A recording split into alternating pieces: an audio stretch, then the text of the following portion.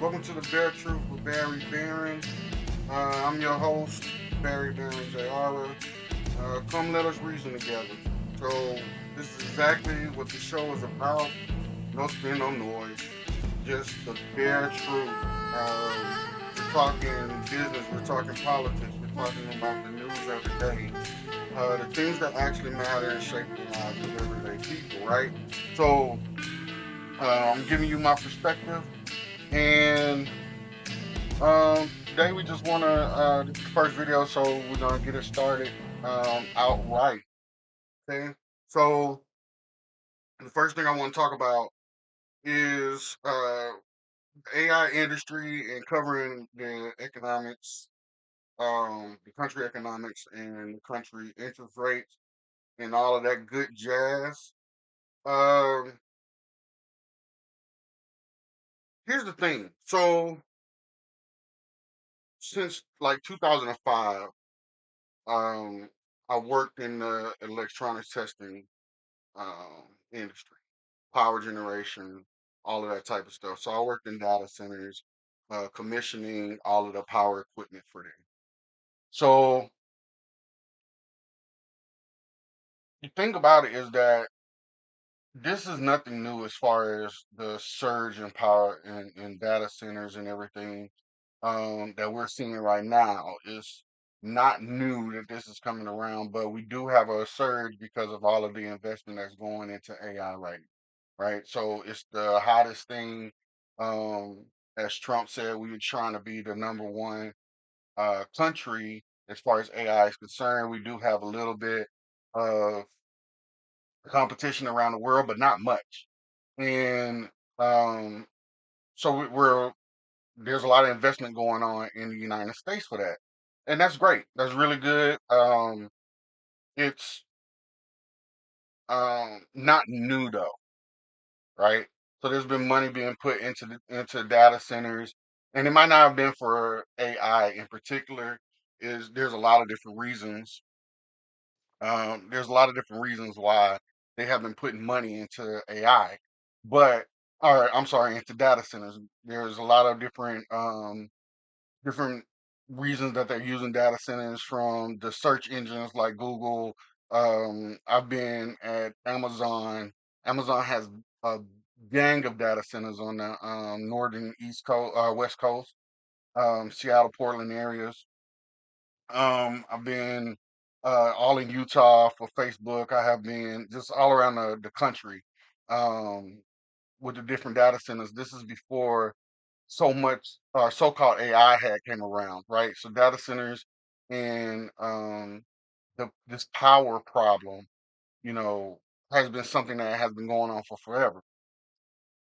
The newest thing about it is how much it's affecting energy because of AI, how much it is affecting people's wallet in the stock market, right?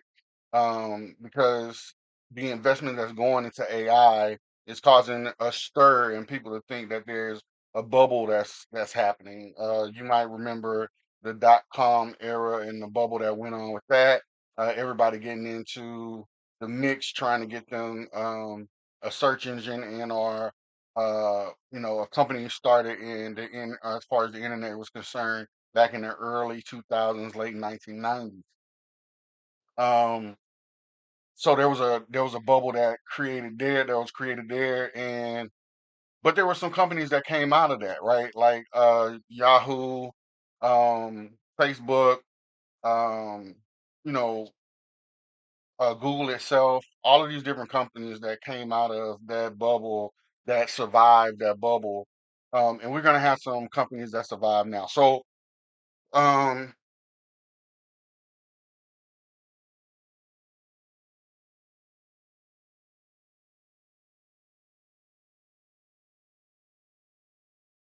we want to check out this video. Um, Without further ado, All right, folks, my next guest notes that the recent weakness in AI stocks has investors worried, but she says She does not believe that we are yet at the end of the AI cycle. I'm going to bring in now Essex Investment Management co-CEO Nancy Prowl. And Nancy, you share with us the list of the positives and the negatives in the AI trade.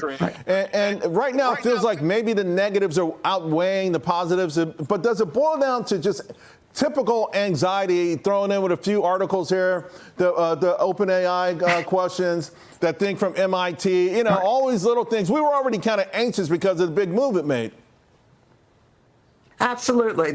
We think that's exactly what we're seeing is we have a market that recognizes that there's a lot of excitement about AI. There certainly is a lot of investment in AI. And we are seeing that venture capital spending and new company formation going up. So the market is on kind of the edge of its seat, waiting to see the signs of this bubble. We think the market is way, way premature, though, in looking for the end of the AI trade and for the bubble, if you will, to burst, because we're still very, very early in the deployment, both on the building out of the data centers and then the use cases, which are just starting. This is a growth scare like we had in January, and we think that it will not play out into anything more than that. Yeah, I'm. So, she said a mouthful right there. So again, um, I'm saying that this is nothing new as far as the investment that's going into the data centers and all of that type of stuff. It's the amount of investment that's going into data centers and whatnot, and the amount of people who are brand new uh, and going into this is what we're looking at. And so what she was saying there is that you see a rise in the stock market, you see a rise in investments in these areas, which is causing people to have a fear, and that fear is causing people to uh, not sure of what's going to happen as far as the stock market is concerned, and um, you know some of it is worthy, and most of it is not. You know what I'm saying? So, and she was saying there is a stock market concern there. Um, with newer investors are with investors, um, and she called it a growth scare. And a growth scare is basically when the investors in the market are worried about what is coming out into the future. So, the uncertainty is what they're scared about. So, um, but they haven't seen anything. As she was saying, they haven't seen anything that, or she hasn't seen anything. Better yet, that makes her believe that this is something that's going to actually affect um, you know, the market out to the end of this year. They're premature in all of their guessing games and being worried about what's going on and where the market is going. They're premature and they're scared, um, and they just seeing that people are putting into the market, and there's a bubble that's being created that I'm sure that there is a bubble. There's going to be a lot of companies that go bust. But that's the normal cycle of things. You see something that is good. The same thing happened recently um, with the uh, advanced aviation market.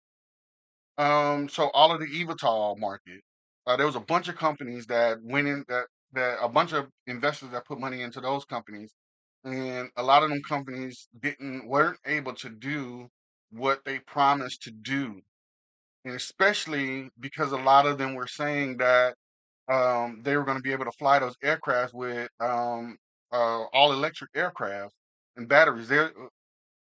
There's still to this day, they're very there are no companies that I know of and I'm aware of that have made batteries that could sustain flight and load um, for a long period of time on batteries alone. They just the technology isn't there yet. So, and I know firsthand because I was one of those people that was trying to create a company for that market because I had a background in military aviation. Um, and I thought that we're going to be able to go somewhere with this democratizing the skies. But a lot of times when you are trying to create a black company that's for something that's manufacturing or this large, there's not a lot of people that are interested in investing in you. But that's beside the point. There was a bubble that was created within the aviation market, and a lot of those companies went belly up because one, they couldn't get enough funding put in there. Their premise was wrong because they were thinking that they were going to be able to make these electric aircrafts that based off of what Tesla was able to do with the cars. But it's a lot of people who are money people that are not engineers that are throwing money and throwing money at these ideas that if an engineer had heard it, or even a technician like myself, um, or a person who has a degree in aeronautics, or any of the these actual scientists had heard this, they would have been like, no, the technology isn't there. And to carry an aircraft, the amount of load, amount of power that you need in order for that to happen, the technology is not there yet. But you get these money people who are have their background is in finance, throwing money at this stuff. And so then when the company goes belly up because they can't produce what they said they're going to produce, then there's a bust there. That's where the bubble bursts, right? So saying that to say that again with the data centers been around. We're gonna need them regardless if AI go anywhere or they don't. We're still gonna need data centers. We're still gonna need the power to power. We're gonna need the utility power in order to power the data centers, which is something that else that I have done across my career, as I said before. So um, saying all that to say that uh, there's no need for people to be in a fright or be in a panic, thinking that this thing is going to bust tomorrow. It's not going to bust tomorrow. There's a lot of things that AI, a lot of different ways that AI can be utilized and could be used, and um, we just hitting the tip of the iceberg on that type of stuff. So as she was saying, they're premature. Let's get back to it. I'm with you. Let's shift to the economy because really amazing. Economic surprises are edging higher, which it's hard to believe that because of the headlines we see. But if we break this down, right, between hard data and so-called soft data, then we can see the difference. Hard data has really been pretty robust, if you will. It's been the soft data, the surveys that keeps going lower. With this as the backdrop, what do you think about the Fed, what they're doing, and what they should be doing? So we think that the Fed today is actually doing the right thing. We can discuss what we thought about what they did before, but today they're focusing on the data. We think they actually are focusing on the hard data as opposed to the soft data. And so they don't want to overstimulate the economy here. The economy has shown not only are we seeing good capital spending growth, accelerating GDP growth, but that rates where they are today are not an impediment to growth in most sectors. We do think that the Fed is likely to ease by 25 basis points in September because they've telegraphed that.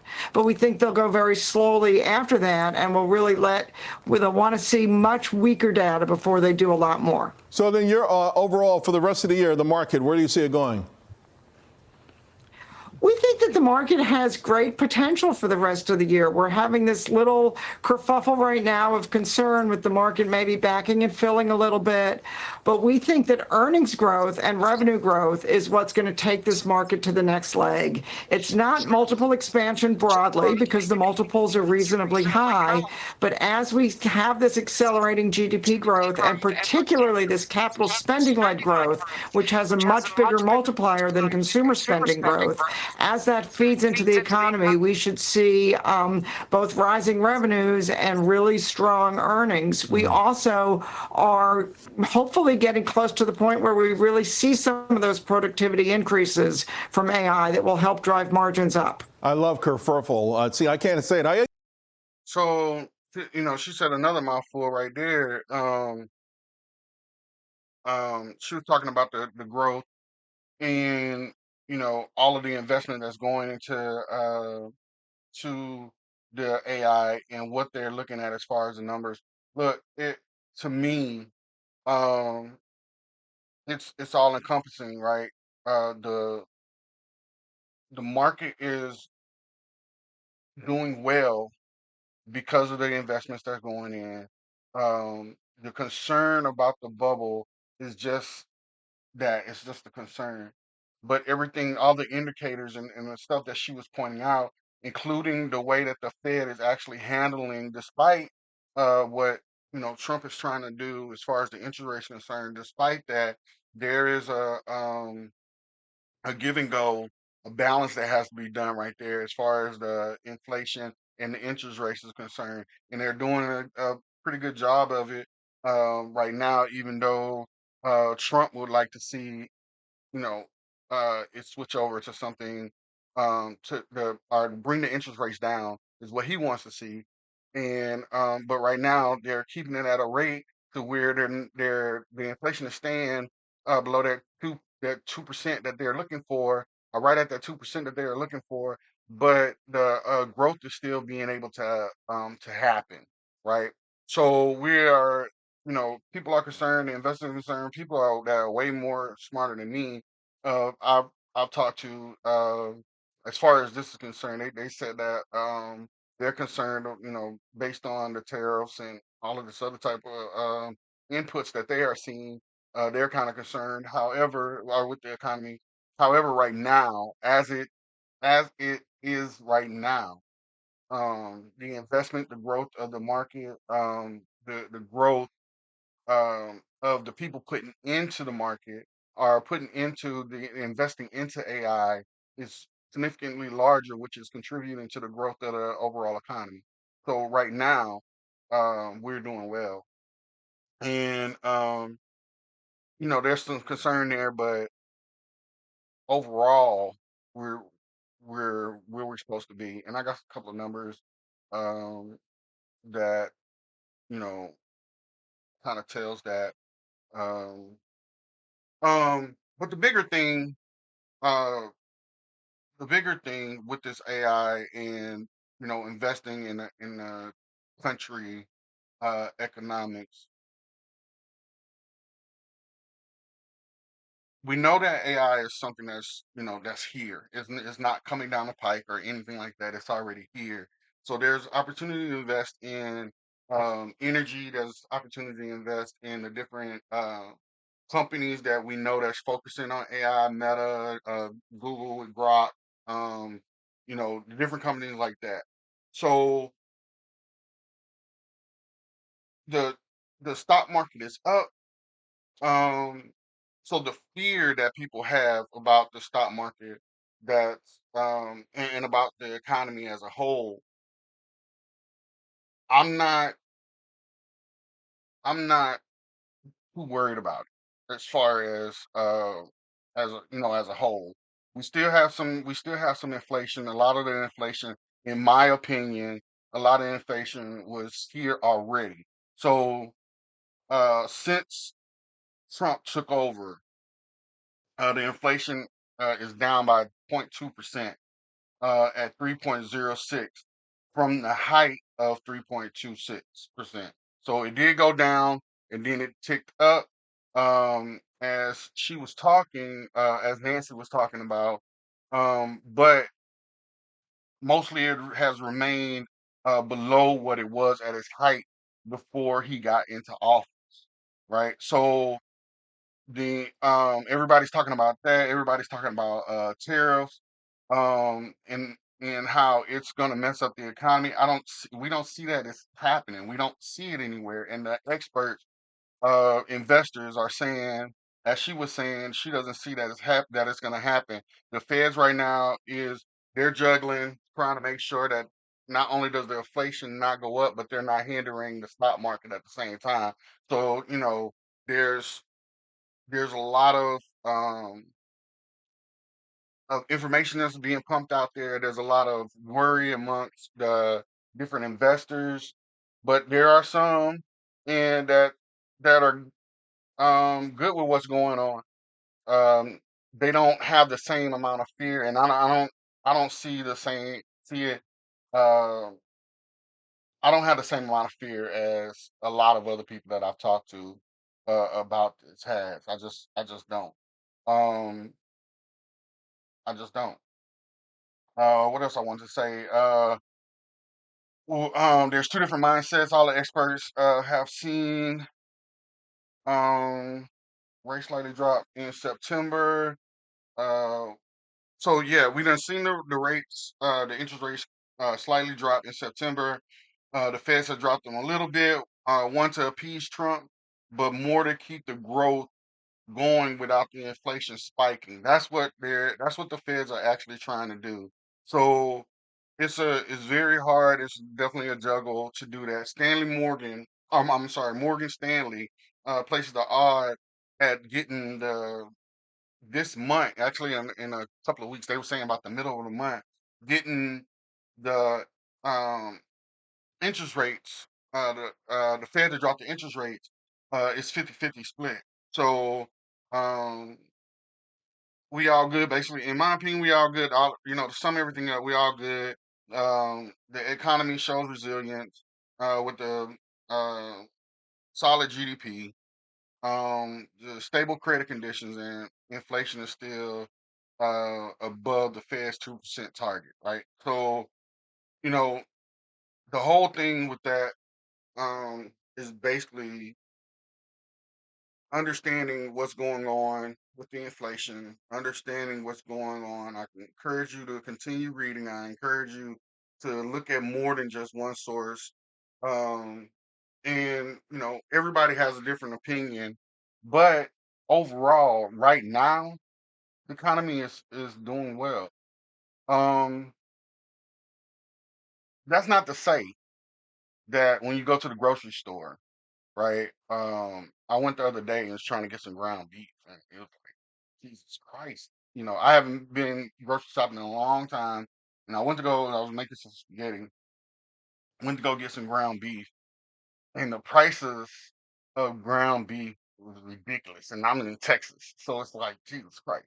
So I can only imagine what it is in California, or on the West Coast, um, because normally their prices of their food is a lot higher than it is here in Texas, and um, so I'm like Jesus Christ. But a lot of that was inflation prior to Trump getting in office, and we would have to do an independent study that I haven't did yet about how much of that meat, how much of the vegetables and everything like that are coming from outside of the country as opposed to in. So how much the tariffs are actually affecting them. I haven't looked deep into that yet, but I have been told that the tariffs are greatly affecting the price of meat and everything like that. And so I would say, um, was the prices not, up prior to, did we not have a problem with the price of eggs, with the price of beef, coming into the election last year? You know what I'm saying? So it's like, a lot of people want to blame this stuff on Trump and the Trump tariffs and all of this type of thing, but a lot of this stuff was a problem prior to him getting into office, and so just it just is what it is right now. To me, that's in my opinion. Um, it's going to get better over time. We have to give all of the different avenues and ways that the government and the whole the administration as a whole is trying to conquer these issues and these problems. And yeah, sometimes Trump is all over the place. Look, I'm not a Republican. I am a conservative. I'm not a Republican. So I'm not um, trying to, uh, you know, uh, defend what he's doing and all of that type of stuff. So that's not the thing. What is the thing is that right now I don't see personally it being a tremendous problem that different people are whining about, and all the signs are showing that the economy is good, and we're on the move. The stock market is on the move. You're not going to get a lot of them prices down just because people are still buying groceries. If everybody stopped buying groceries, like everybody stopped going to Cracker Barrel or watching Disney movies, then maybe they'll do something about the prices. But since everybody is still going grocery shopping, the prices are not coming down. Um, it is what it is. So, um, so let's move on to next topic. I do want to move on. This is something that's interesting me also, and this is Lisa Cook situation, right? Lisa Cook, if you don't know, is the one of the Fed governors that are part of the board that is you know, in charge of if the interest rates are going to go up or down. And this story is intriguing to me because she is a black woman who was put on the board by Biden, right? She was nominated by Biden, confirmed by the Senate, and um, so this is intriguing and kind of ridiculous, but intriguing because the a lot of people would say that Trump is going after black people that's in the different uh, forms of bureaucracy inside the U.S. government. Um, they got targets on their back, and all of this different type of stuff. Now, I feel that she's different than say a Letitia James or Alvin Bragg or going after them because they particularly went after him, right? So seemingly she was the one that they was able to find dirt on. To me, in my opinion, this is what it seemed like they were able to find dirt on. So she ended up learning that there's a cost to be the boss. Um,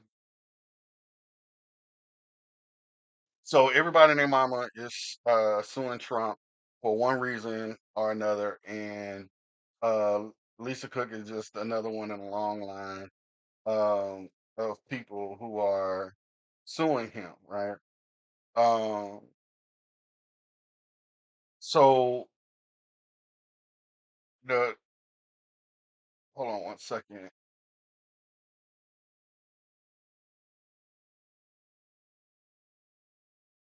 Right. So she's suing him because she's suing him because she doesn't believe that he has any valid reason to try to fire her. And so, he moved to fire her, or if he didn't outright fire her, this past week, and she sued him and is refusing to give up her seat.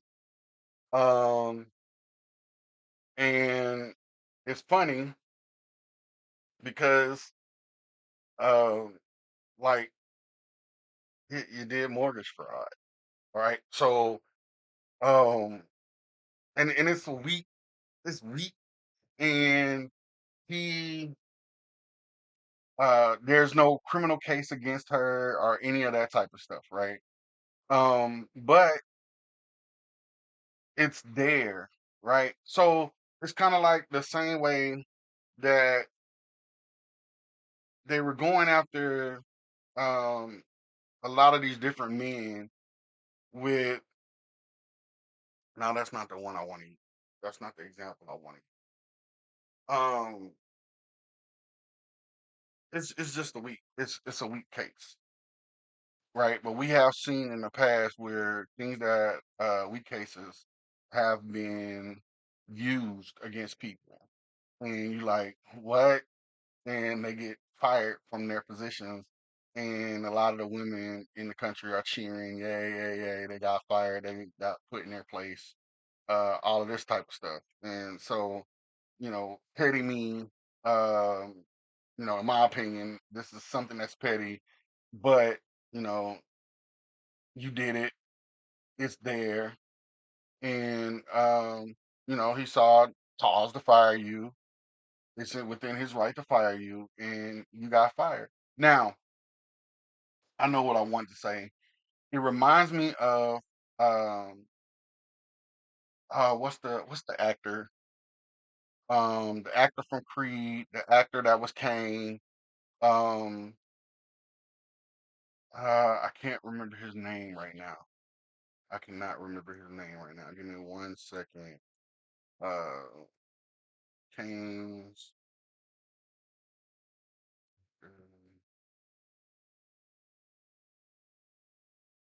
Jonathan Majors. So Jonathan Majors. It reminds me of Jonathan Majors issue with the law where he got in trouble for running away from a woman, right? He was running away from one of his ex-girlfriends, and I guess he threw her back in the car. From what heard about it, he threw her back in the car, or tossed her back in the car, and she hurt her wrist, and he took off running away from her. She chased him for blocks, and he ended up getting in trouble, and getting in trouble by the law for that, which you know to me was dumb. How you gonna prosecute a guy, and he get in trouble for trying to get away from a situation that the woman was causing, which is something that constantly happens in the United States, right? Um, so it happened, um, and he got fired from Disney for it. He got fired from Kane, and they did it before he even went to court. They separated himself from Disney separated themselves from Jonathan Majors prior to him, actually getting uh, convicted of anything. So it's the same thing here.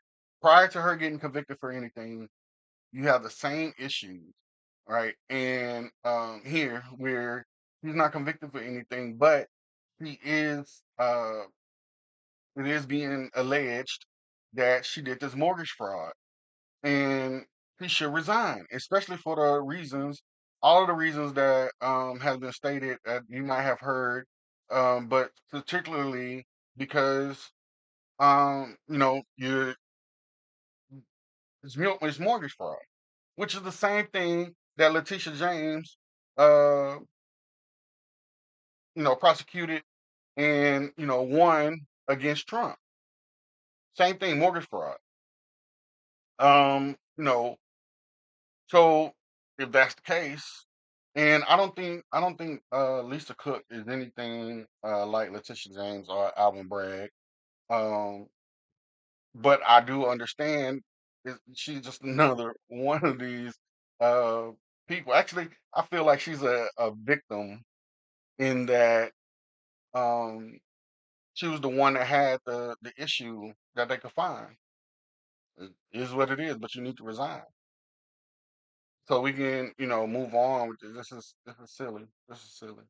But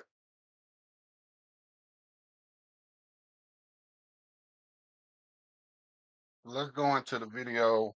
Uh, Here we go. Federal Reserve Governor Lisa Cook is now suing the Trump administration to block her attempted firing.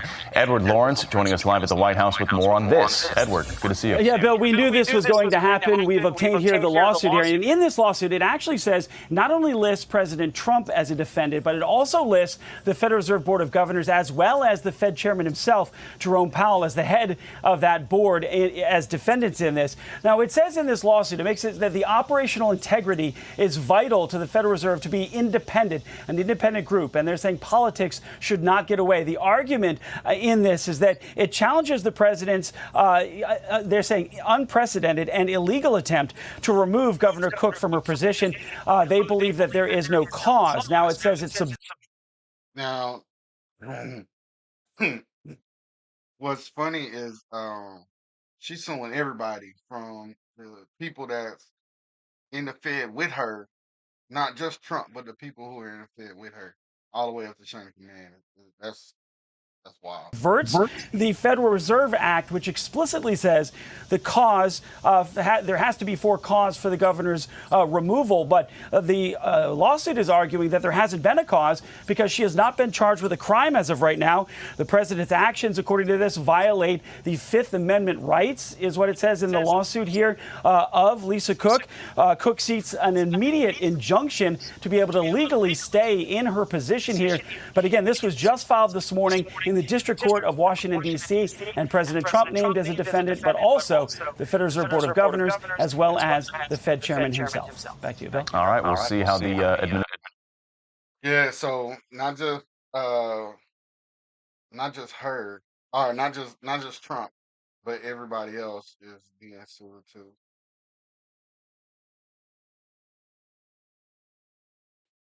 Again, so she's saying that, you know, he doesn't really have anything on me. He doesn't. There's no reason for me to be fired. There's no criminal. There's no cause for me to be fired, and there needs to be a cause in order for him to fire me. All of this good stuff. So, um, let's get a little timeline of who Lisa Cook is. I thought that it was important um, because to separate. I really want to separate her from everybody else who has been going up against Trump. Black people have been going up against Trump. I think that is actually tremendously different than any other prosecutors that was going up against Trump. She's not a lawyer or anything like that. She's a economist and a professor. She is part of the in my opinion, part of the black elite as far as Harvard and those types. Um, but I do think that that the fight that she got going on with Trump is completely different than everybody else. This is actually more of him trying to get something done in the government and trying to find the easiest target, right, to get out of here. And so when there's war, when you're fighting with somebody, sometimes you get dirty, and people, collateral damage happens. And I think that she's collateral damage in this war against the Fed's chair. Um, and she's one of the governors in there. She just so happened to be voted in by Biden, but I think that she's qualified um, more than I think the other black people actually that he's gone up against um, were. The other stuff was just like ridiculously stupid, um, and people just trying to make a name off of him. Here, it's not so much that she just minding her business and caught a strike and caught a strike. And that's it is what it is. But let's look into a little bit into her background. She was born in Georgia, um, Milledgeville, or Milledgeville, Georgia. Um, and she grew up during the desegregation of the South. Um, endured racial violence as a child. Cousin of famed chemist Percy Julian. She graduates magna cum laude from Spelman College in physics and philosophy. Earns a Truman Scholarship. Then she studies at Oxford University as the first Marshall Scholar from Spelman. Got a BA in philosophy, politics, and economics. Um, Earns a PhD in economics from UC Berkeley. Her dissertation was on banking systems and the reform in post Soviet Russia. Her academic career, she teaches at Harvard Kennedy School of Government, postdoctoral fellowships at Harvard and at University of Michigan from 2005 to 2022. She's a professor of economics and international relations at Michigan State University. She publishes on work on innovation, economic history, and racial disparities in patents. Build a database linking lynchings to segregation to suppress Black innovation. In 2011 and 2012, the Obama administration senior economist, uh, counsel to economic advisors. This is what she was. This is who she was. She focused on Eurozone crisis, trade, and international finance. Advised global reform in Nigeria and Rwanda. Confirmed to the Federal Reserve Board of Governors. She was the first Black woman in U.S. history to serve as a Fed governor. Which I don't put too much stake in somebody being a first Black this or first Black that anymore. Um, because there's always going to be a first Black somebody in something, but it's just it's prestigious enough to me, in my opinion, for somebody to be Federal Regions Board of Governors. Um, you don't have to add the first Black woman or anything like that. But they do. They tend to do that. You know, I it wouldn't matter if she was a woman or a man. In my opinion, um, just making it something that prestigious in itself, uh, is triumphant. Holds a 14-year term through 2038. Serves on the Fed. Focuses on financial inclusion, innovation, and macroeconomic stability. Trump attempts to fire Lisa Cook, citing unproven 2021 mortgage fraud allegations. Move is widely seen as political aim at reshaping the Fed. She files a lawsuit on August 28th is when she filed that lawsuit against Trump. She argues her removal violates due process and Fed independence. Um, so the case could redefine the limits of the presidential power over the Federal Reserve. So she's her accolades and her achievements, her experience is there, right?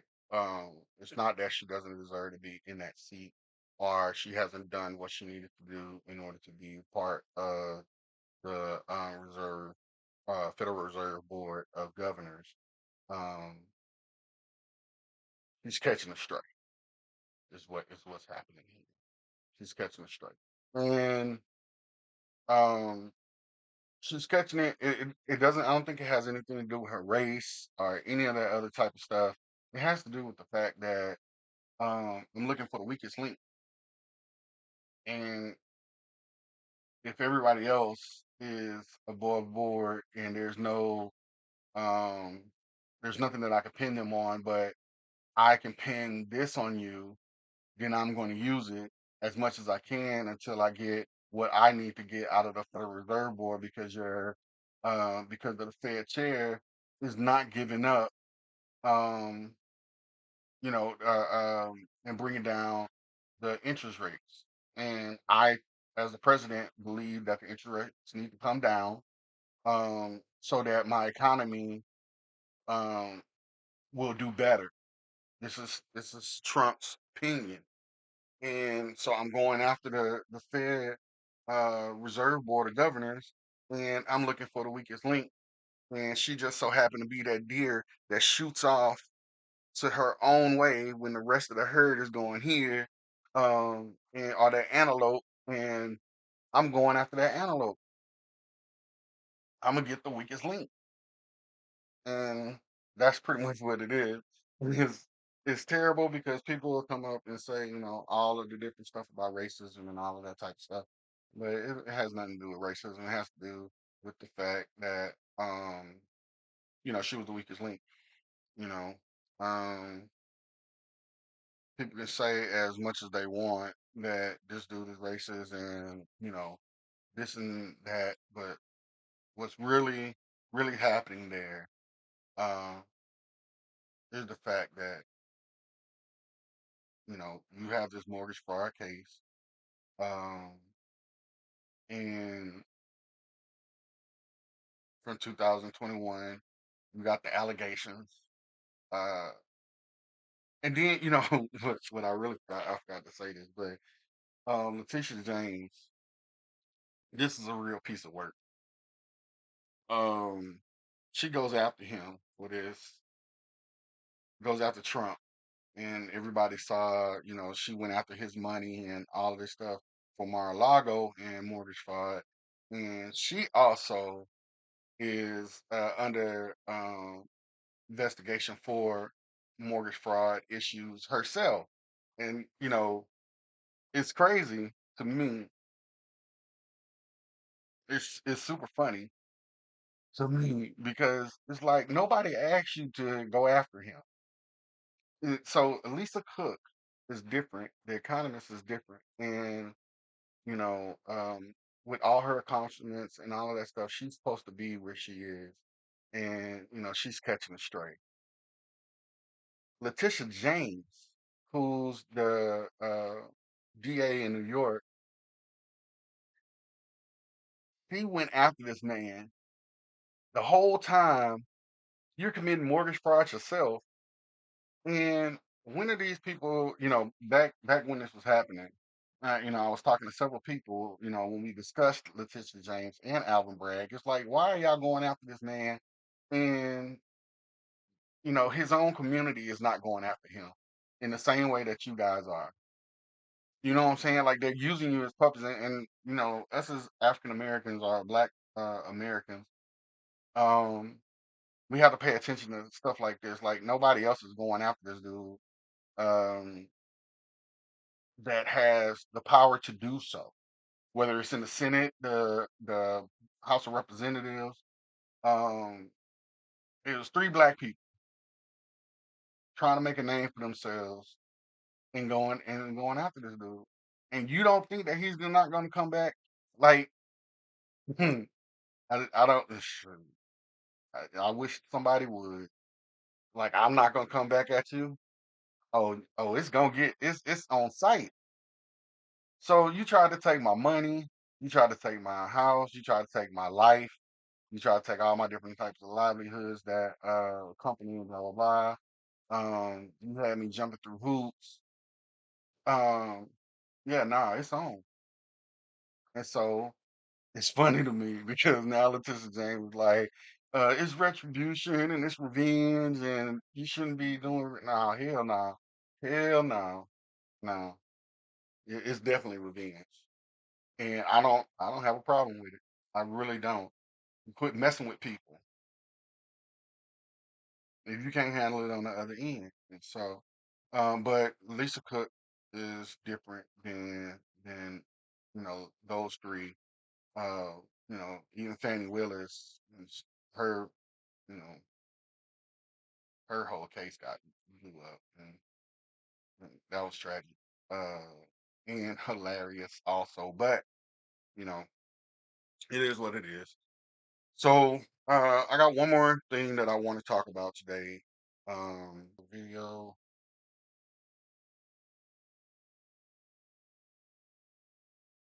And so yeah, uh, it's Disney. Let's talk about it.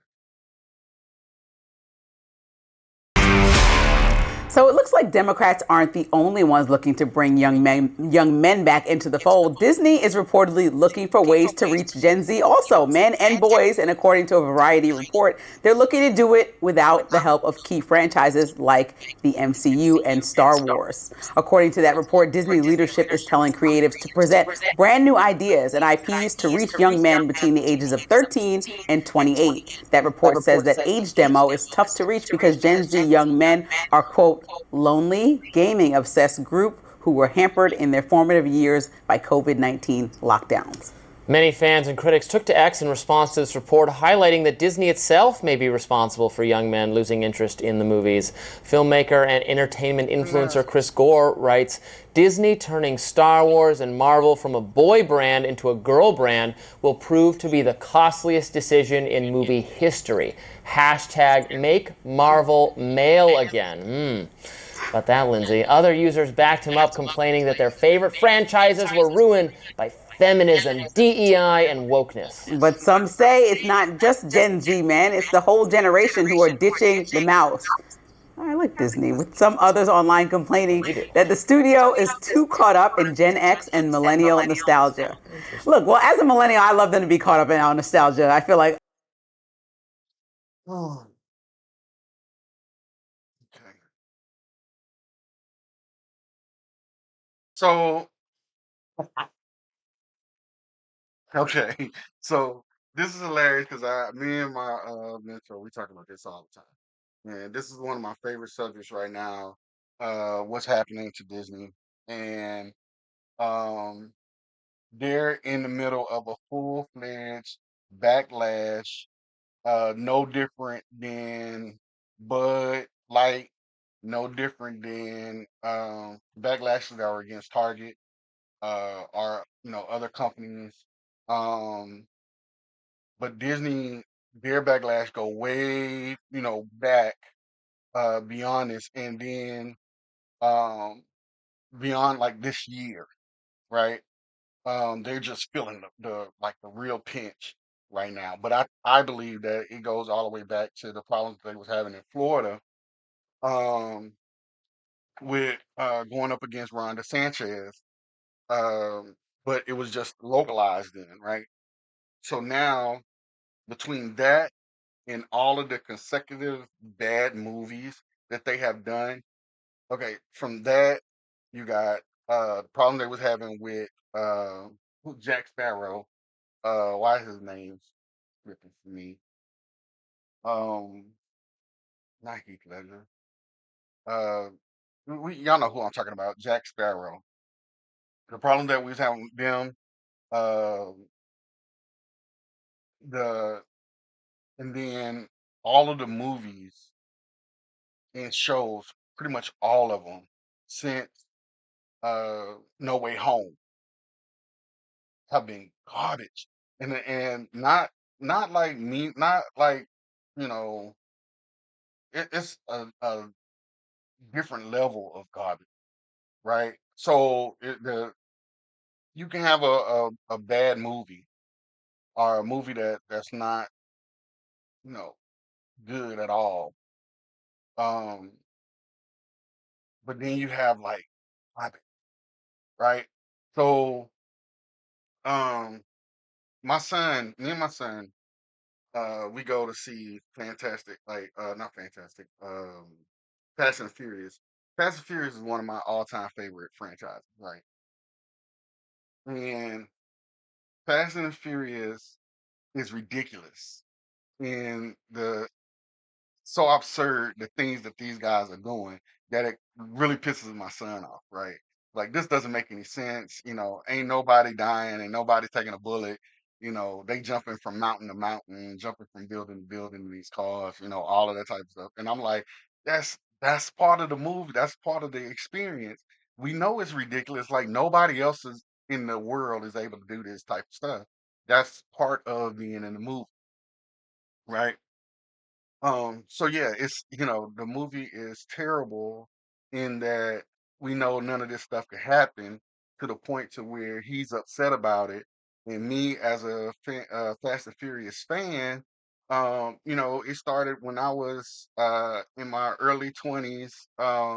When the franchise started. So, I pretty much grew up with Ludacris and grew up with Vin Diesel, and I'm in my 40s now. So, that 20-year span of this franchise, I've been watching all of them, right? So, similarly with Marvel, me and him, we started going to see, we started off with Incredible Hulk. He was, I want to say 2 or 3 when I bought him like the hands that, you hit the hands together and they make noises from Incredible Hulk movie, the last Incredible Hulk movie. Before that had uh, Robert Downey Jr. in the end of the movie, talking about Iron Man. Right. So that's what we started with this thing. And we have went together, me and my son together, to watch, if not my whole family, to watch all of the Marvel movies all the way up. So we followed the whole thing all the way to Endgame, No Way Home, and then it just started getting worse and worse and worse till we just stopped going, right? Because the movies are garbage. And they're not like Fast and Furious bad, where you know what's coming and it's fantastical. No, it's bad as in not only this is impossible, but the lines and all of the stuff that goes along with it um is garbage too. The whole plot, the everything, the whole movie is trash. And nobody wanna see it. So then on top of that, on top of you know the the stuff outside of the movies that you were doing, and then putting all of this uh woke DEI stuff in the movies, from the kids movies all the way up to now, and a lot of us males do not believe in this stuff. So I'm not gonna take my son, my grandkids, as we saw happen with Snoop. I'm not taking my kids to see this mess. I'm not. And they lost males altogether, because men are the ones who take their, especially for like Marvel and Star Wars and these type of movies. Shoot, um a lot of the kid movies, Kung Fu Panda. I took my son to see Kung Fu Panda. Yeah, I was asleep. Snoop was saying that he was asleep. Yeah, I go in there and he's watching the movie, and I'm kind of going in and out watching this kid movie with my son, but spending time with him or whatever. Uh, so he won't sell drugs. You know what I'm saying? So I'm taking them. The men are taking the fathers are taking their sons, the daughters. We have to go to the princess movies with our daughters. We taking them. Moms don't take kids to the movies like that. That's not part of their responsibility. That's not part of their group of responsibilities when it comes to the kids. Dad plays with the kids. He do the sports. He do. That's dad. When moms, when the kids need to eat, when the kids need to talk about something serious, all of this type of stuff, that's when they go to the mom, right?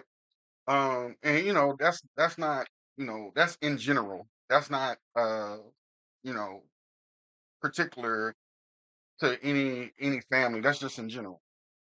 So, those are the roles they play. But for the most part, our nostalgia, the male nostalgia for watching these cartoons and or reading these comic books, is what's driving Marvel in a lot of these movies. And a lot of the times, it's the men, the fathers, who are taking their kids to see this movie.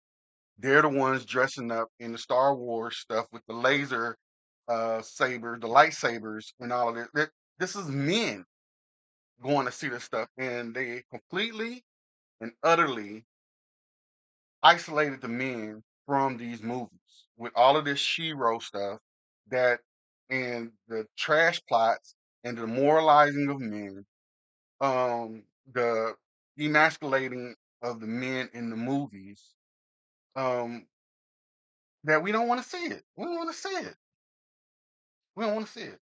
I was utterly disappointed in Thor because Ragnarok is one of my favorite movies in the chain um of movies. Ragnarok was one of my favorite movies. So, I'm thinking, Thor Love and Thunder was gonna be, pretty good. They normally don't, fail when it comes to at least to me, to the Thor movies, right? Them and Guardian of the Galaxy have pretty much been on point every movie that I've seen, or at least to me, in my opinion. But that Love and Thunder was garbage. Like, what are we doing? Um, this the plot, the stuff was trash.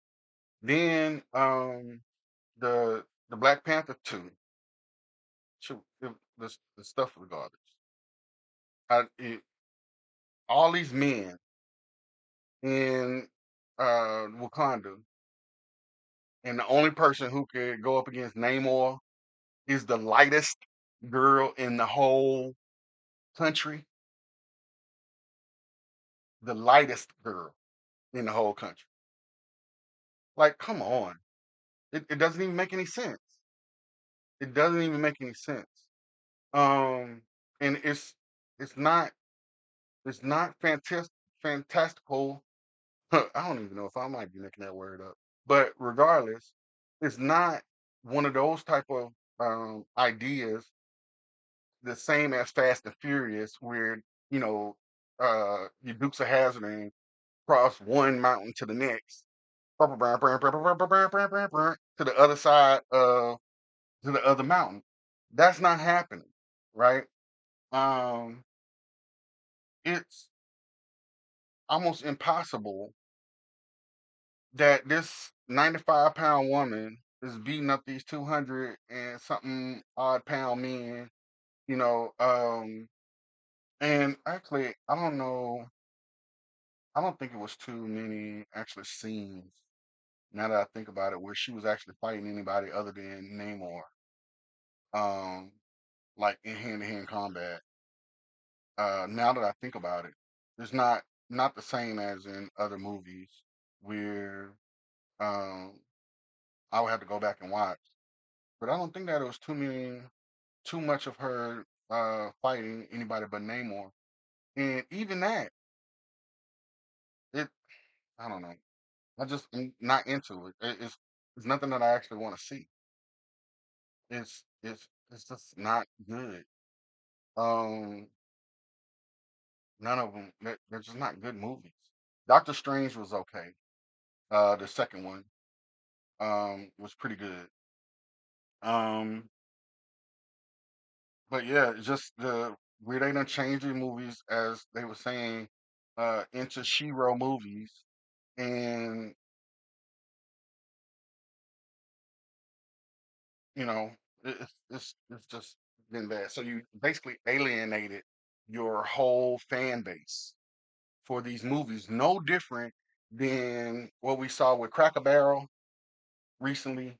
No different than what we saw with Bud Light. You trying to get new people to come in and watch, and they not watching, and you alienating your fan base for people who ain't even watching your stuff. They're not watching, which is why you're not making any money. Which is why you're in an uproar and you're trying to call these young boys incels and all of this other type of stuff, name calling them because they don't want to come see your trash movie, your garbage movie.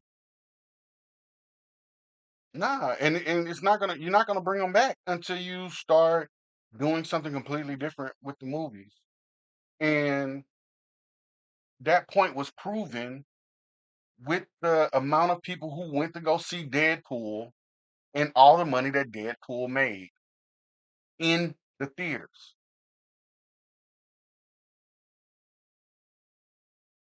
as opposed to all the rest of it. And then you get these actors that are subpar to play these iconic roles.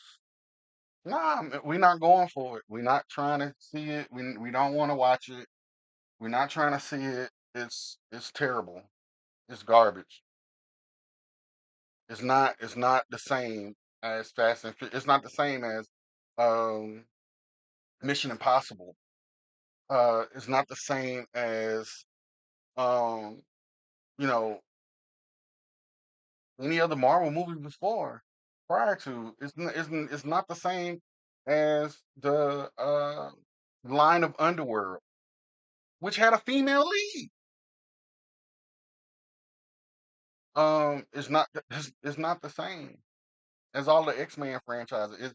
It you're not bringing in the same amount of talented writers um that you had on them other scripts. So that's pretty much what I feel about that. Um that's pretty much the show for today. It is what it is, but they're gonna continue to lose. They're gonna continue to lose until they get better writers and do better as far as they're concerned, because all of the men that uh, were big, heavy fans of this stuff are not going. We're not, and we're not gonna go. We're not gonna support it. We're not. Um, you pretty much take that to the bank. Um, the only people who are gonna watch these movies are the people who are watching it to critique it because that's what they do for a living, and some of the hardcore comic fans. That's where you're making up your money. That's where you're getting your money from. Um, there's always going to be somebody outside of the box who are going to go and watch them. But the most of your fan base, even with the Bud Light, there was still some people, with the Bud Light boycott, there was still some people drinking Bud Light. Right? You're going to get some. They're not going to lose all of their money, but you're losing enough, and you're going to continue losing until you turn these movies back into male-centered movies. We don't want to see that. So anyway, so that's it. That's the show. I want to thank all of you guys for watching. Um, Thank you for your support. Um, you know, Tune in uh to the show. You know, we greatly appreciate uh greatly appreciate greatly appreciate you. I was supposed to be doing this a long time ago, and all of my people you know was telling me, hey, you need to do your podcast. You need to do your podcast. And so I finally did it. So I'm going to start doing more shows. I have a book that's coming out about black male trauma. A little bit about it's about my story, but more about black male trauma. Um, so be on the lookout for that. You know, um, you know. So again, I appreciate you guys for tuning in. Um, I don't know.